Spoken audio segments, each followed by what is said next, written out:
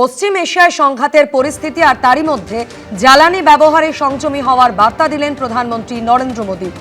Corona কালের মতো work from home, virtual meeting ফের শুরু করার বার্তা দিয়েছেন প্রধানমন্ত্রী। আমাদের কাছে তেলের কুয়ো নেই, পেট্রোল ডিজেল ব্যবহারে সংযমী হতে হবে। আমদানি করা জ্বালানি যতটুকু প্রয়োজন ততটুকুই ব্যবহার করতে হবে। বিদেশি মুদ্রার সাশ্রয় হবে এবং যুদ্ধ সংকটের বিরূপ প্রভাবকেও কমানো যাবে। পেট্রোল ডিজেলের নির্ভরতা কমাতে গণপরিবহন ব্যবহারের পরামর্শও দিয়েছেন প্রধানমন্ত্রী। हमने कोरोना के समय में वर्क फ्रॉम होम की, ऑनलाइन मीटिंग्स की, वीडियो कॉन्फ्रेंस की। आज समय की मांग ऐसी है कि उन व्यवस्थाओं को हम फिर से शुरू करें तो वो देश हित में होगा। आज जो संकट है उसमें हमें विदेशी मुद्रा बचाने पर भी बहुत जोर देना होगा, क्योंकि दुनिया में पेट्रोल डीजल इतना ज्यादा महंगा हो गया है। सप्लाई चेन की इन मुश्किलों के बीच पिछले 2 महीने से हमारे पड़ोस में ही इतना बड़ा युद्ध चल रहा है। इसका असर पूरी दुनिया पर पड़ा है और भारत पर तो और भी गंभीर असर हुआ है। साथियों, भारत के पास बड़े बड़े तेल के कुएं नहीं है। हमें पेट्रोल डीजल का उपयोग कम करना होगा। शहरों में जहां मेट्रो है वहां हम तय करें, अगर कार में ही जाना जरूरी है तो फिर कार पूल करने का प्रयास करें।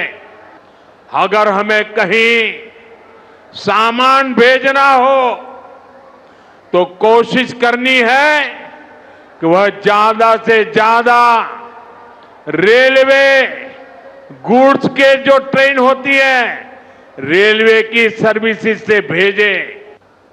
यानी सोने की खरीद एक और पहलू है जिसमें विदेशी मुद्रा बहुत अधिक खर्च होती है, लेकिन देश हित में हमको ये तय करना पड़ेगा कि साल भर तक घर में कोई भी फंक्शन हो, कोई भी कार्यक्रम हो, हम सोने के गहने नहीं खरीदेंगे, सोना नहीं खरीदेंगे। विदेशों में घूमने का, विदेशों में वैकेशन पर जाने का मिडिल क्लास में कल्चर बढ़ता जा रहा है।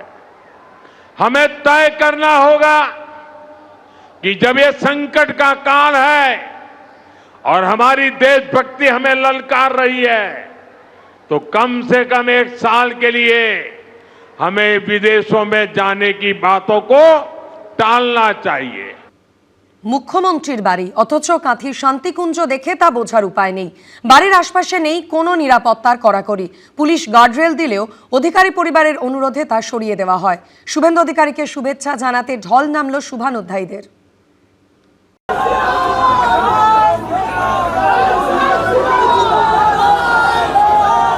বাড়ির মেজো ছেলে, গোটা রাজ্যে শুভেন্দু অধিকারী নামে পরিচিত হলেও পাড়া প্রতিবেশীর কাছে তিনি বুবাই। এতদিন ছিলেন রাজ্যের বিরোধী দলনেতা।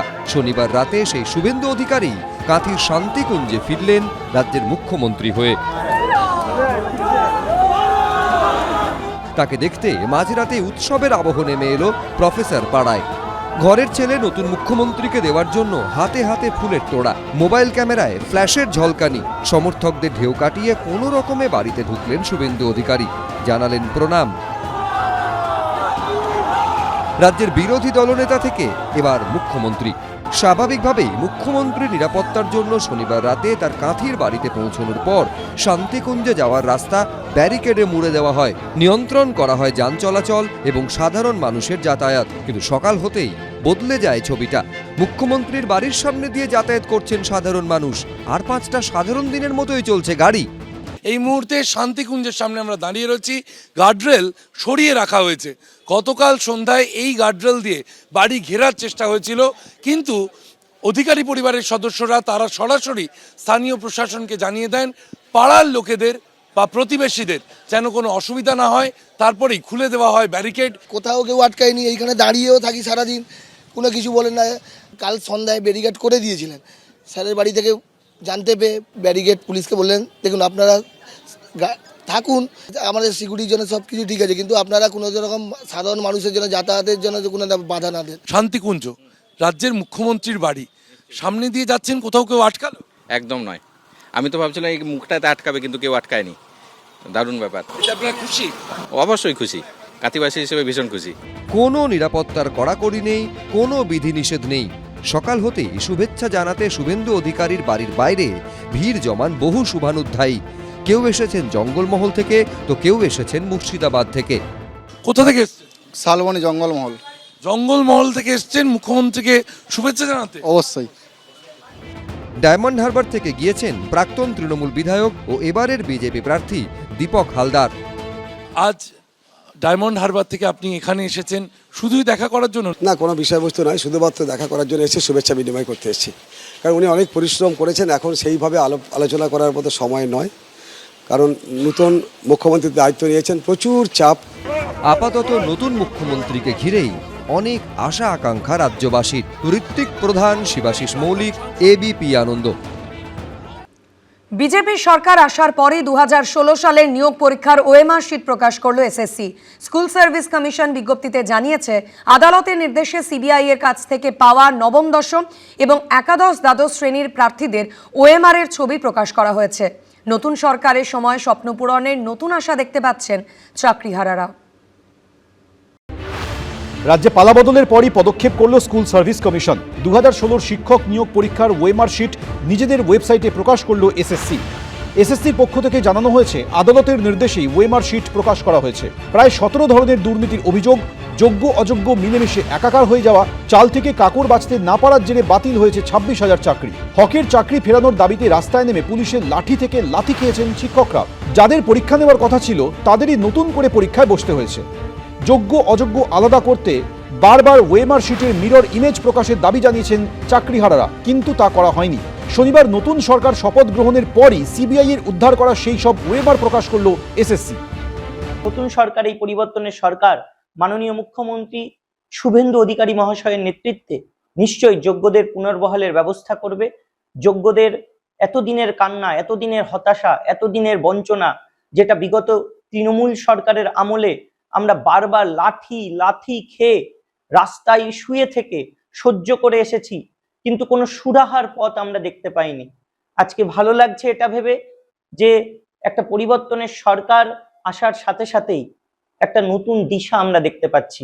এই আবহে একাধিক দাবিতে আগামী 13ই মে এসএসসি ভবনে ডেপুটেশন দেওয়ার কথা জানিয়েছে যারা অযোগ্য বলে চিহ্নিত নন এমন চাকরিহারাদের একাংশ।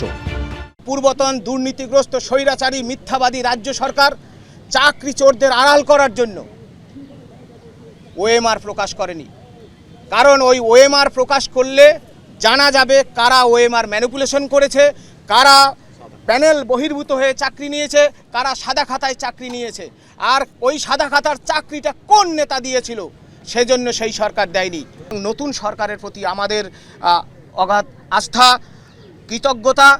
তারা সময়ের দাবি মেনে আমাদের যোগ্য চাকরি ফেরাবেন, এই আশা আমরা রাখি। সূত্রে খবর, নিয়োগ দুর্নীতি তদন্তে নেমে উত্তরপ্রদেশের গাজিয়াবাদ থেকে সিবিআই যে হার্ড ডিস্ক উদ্ধার করে সেখানে শিক্ষক ও শিক্ষাকর্মীদের ওএমআর শিট পাওয়া যায়। স্কুল সার্ভিস কমিশন তাদের সাইটে দেওয়া বিজ্ঞপ্তিতে জানিয়েছে সিবিআই এর কাছ থেকে পাওয়া 2016 সালের নিয়োগ পরীক্ষার নবম, দশম এবং একাদশ, দ্বাদশ শ্রেণীর প্রার্থীদের ওএমআর এর ছবি প্রকাশ করা হয়েছে।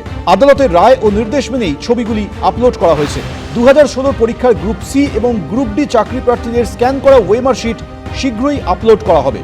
কৃষ্ণেন্দু অধিকারী, ঐশী মুখোপাধ্যায় রিপোর্ট, এবিপি আনন্দ, কলকাতা। এবিপি আনন্দ, এগিয়ে থাকে, এগিয়ে রাখে।